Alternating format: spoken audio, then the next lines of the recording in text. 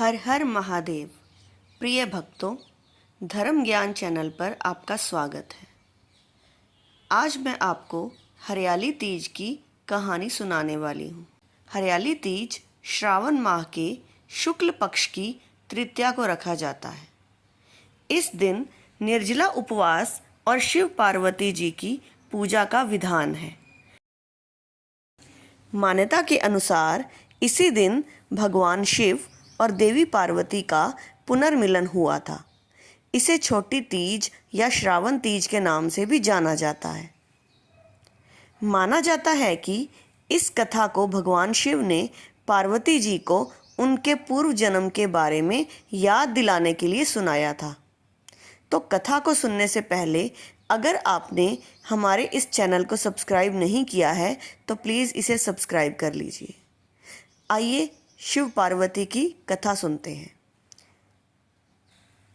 शिवजी कहते हैं, हे पार्वती, बहुत समय पहले तुमने हिमालय पर मुझे वर के रूप में पाने के लिए घोर तप किया था। इस दौरान तुमने अन्न जल त्याग कर सूखे पत्ते चबाकर दिन व्यतीत किए थे। मौसम की परवाह किए बिना तुमने निरंतर तप किया। तुम्हारी इस स्थिति को देखकर तुम्हारे पिता बहुत दुखी और नाराज थे। ऐसी स्थिति में नारद जी तुम्हारे घर पधारे। जब तुम्हारे पिता ने उनसे आगमन का कारण पूछा तो नारद जी बोले, हे गिरिराज, मैं भगवान विष्णु के भेजने पर यहाँ आया हूँ। आपकी कन्या की घोर तपस्या से प्रसन्न होकर वह उससे विवाह करना चाहते हैं। इस बारे में मैं आपकी राय जानना चाहता हूँ। नारद जी की बात सुनकर पर्वतराज अति प्रसन्नता के साथ बोले, हे नारद जी, यदि स्वयं भगवान विष्णु मेरी कन्या से विवाह करना चाहते हैं तो इससे बड़ी कोई बात नहीं हो सकती। मैं इस विवाह के लिए तैयार हूँ। शिवजी पार्वती जी से कहते हैं, तुम्हारे पिता की स्वीकृति पाकर नारद जी विष्णु जी के पास गए और यह शुभ समाचार सुनाया।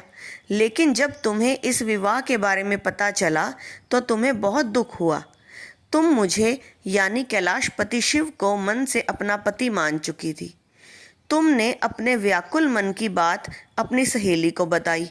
तुम्हारी सहेली ने सुझाव दिया कि वह तुम्हें एक घनघोर वन में ले जाकर छुपा देगी और वहां रहकर तुम शिवजी को प्रसन्न करने की साधना करना। इसके बाद तुम्हारे पिता तुम्हें घर में न पाकर बड़े चिंतित और दुखी हुए।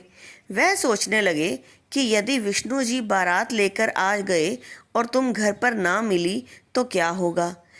उन्होंने तुम्हारी खोज में धरती पाताल एक करवा दिए, लेकिन तुम ना मिली। तुम वन में एक गुफा के भीतर मेरी आराधना में लीन थी। भाद्रपद तृतीया शुक्ल को तुमने रेत से एक शिवलिंग का निर्माण कर मेरी आराधना की, जिससे प्रसन्न होकर मैंने तुम्हारी मनोकामना पूर्ण की। इसके बाद तुमने अपने पिता से कहा कि पिताजी, मैंने अपने जीवन का लंबा समय भगवान शिव की तपस्या में बिताया है और भगवान शिव ने मेरी तपस्या से प्रसन्न होकर मुझे स्वीकार भी कर लिया है। अब मैं आपके साथ एक ही शर्त पर चलूंगी कि आप मेरा विवाह भगवान शिव के साथ ही करेंगे। पर्वतराज ने तुम्हारी इच्छा स्वीकार कर ली और तुम्हें घर वापस ले गए। कुछ समय बाद उन्होंने पूरे विधि विधान के साथ हमारा विवाह किया।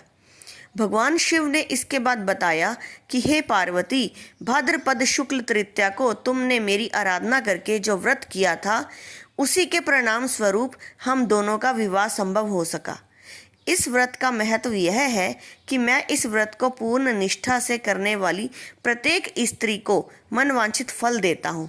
भगवान शिव ने पार्वती जी से कहा कि इस व्रत को जो भी स्त्री पूर्ण श्रद्धा से करेंगी उसे तुम्हारी तरह अचल सुहाग प्राप्त होगा।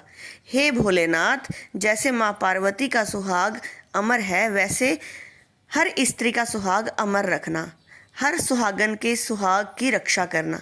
हर हर महादेव। ऐसी और कथाएं सुनने के लिए इस चैनल को सब्सक्राइब करना ना भूलें। हर हर महादेव। जय भोलेनाथ।